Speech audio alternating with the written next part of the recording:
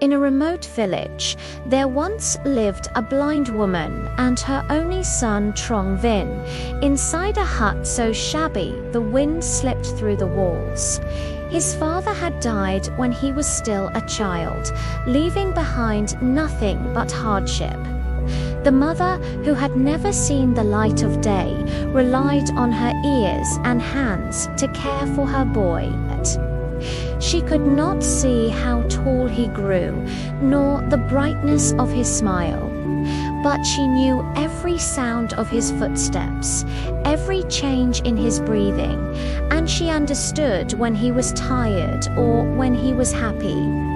Each day she groped her way into the forest to gather herbs, recalling the knowledge passed down by her elders. It was dangerous work for a blind woman. Many times she stumbled and fell. Many times she chewed a leaf that left her dizzy and sick. Yet she never gave up, for her only wish was that her son would grow strong and study well, so that his future might be brighter than her own. As Vinh grew older, his intelligence astonished the village teacher. He learned quickly, remembered everything, and wrote with elegance. But while his talents blossomed, so did a heavy sense of shame. He was ashamed of their poverty, of the hut with its leaking roof, and most of all, of his blind mother. When school ended, instead of walking proudly with his friends, he slipped away down side paths so no one would see where he lived. Though he loved her, that love was hidden under layers of embarrassment. Instead of pride, he felt as if his mother was a wound he dared not show. One year, the imperial court announced a great examination. With his teacher's encouragement, Vinh packed a few tattered books, a small bag of rice, and prepared to leave for the capital. Before he departed, his mother clutched his hands and whispered, "My son, the road is long. Take care of yourself. Eat well. I cannot walk beside you, but I will pray to heaven every day." She pressed into his palm a bundle wrapped in cloth. Inside were a few dull silver ingots, her life's savings, collected over years of hardship. His eyes stung with tears, but ambition beat stronger in his chest.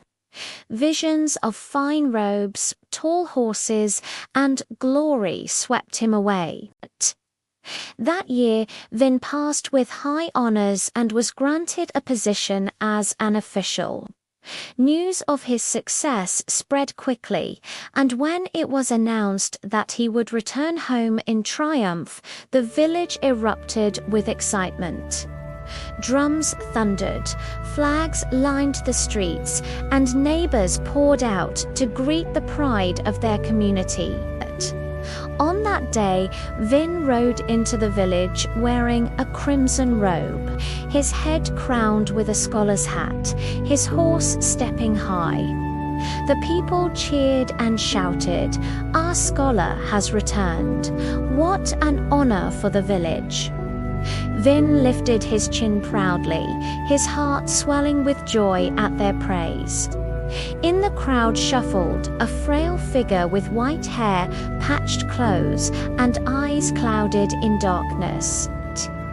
She clutched a steaming bowl of porridge, carefully brewed with the herbs she believed would give her son strength. She had no gold, no jewels, no gift worthy of the moment, only this bowl made with all the love her body could give. Hearing the sound of drums and cheers, she followed the voices and cried out, "Vinh, my son, I made this for you." But in the grandeur of banners, silk, and acclaim, her figure was out of place, almost pitiful. When Vinh saw her ragged blind, holding out a chipped bowl, his heart faltered for a breath. Yet that moment of tenderness drowned quickly in shame.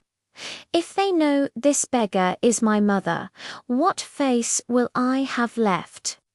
The thought struck like fire.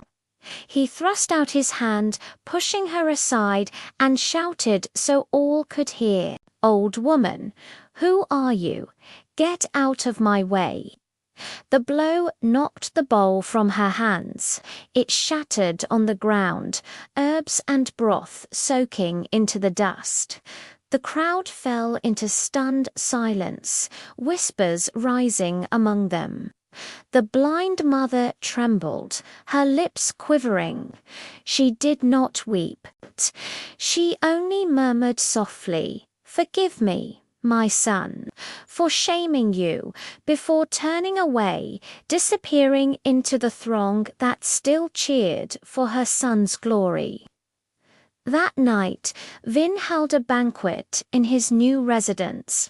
Lanterns lit the hall, wine flowed freely, officials praised him, and laughter rang out. He smiled broadly, as though the scene of the afternoon had never happened.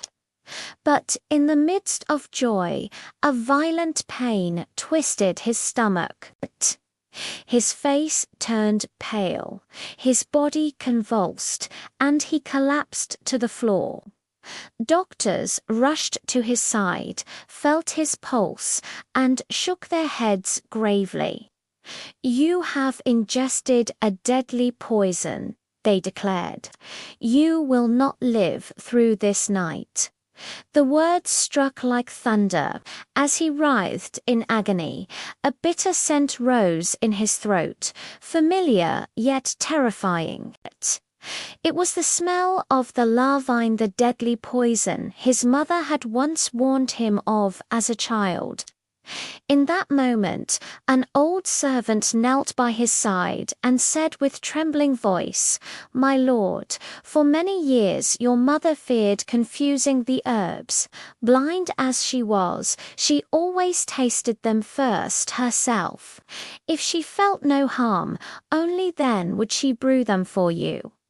The porridge today, perhaps she had unknowingly tasted the poison. The one who truly drank the venom was your mother." The truth struck Vinh like a blade through his heart. His veins turned to ice. "No, no, mother," he cried, stumbling to his feet, his body racked with pain, but he forced himself to run through the night, back toward the old hut. There, under the flicker of an oil lamp, lay his mother. Her face was sunken, her lips blue, and on her cheeks were 2 dried streams of tears. Before her final breath, she had turned her face toward the door, waiting for her son to come and taste the porridge she had made. Vinh collapsed beside her, clutching her frail cold body, and wept until his voice broke. "Mother, I was wrong. Please open your eyes once more, just once more, mother." But there was no answer. She would never hear him again.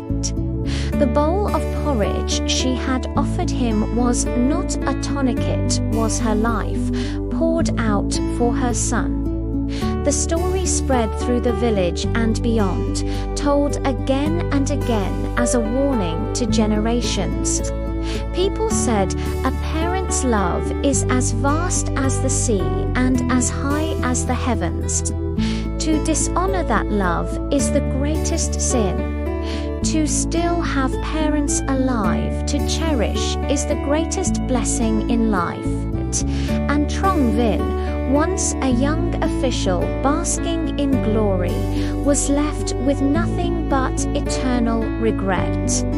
His cries beside his mother's body echoed in the hearts of all who heard, a sorrow remembered for all time.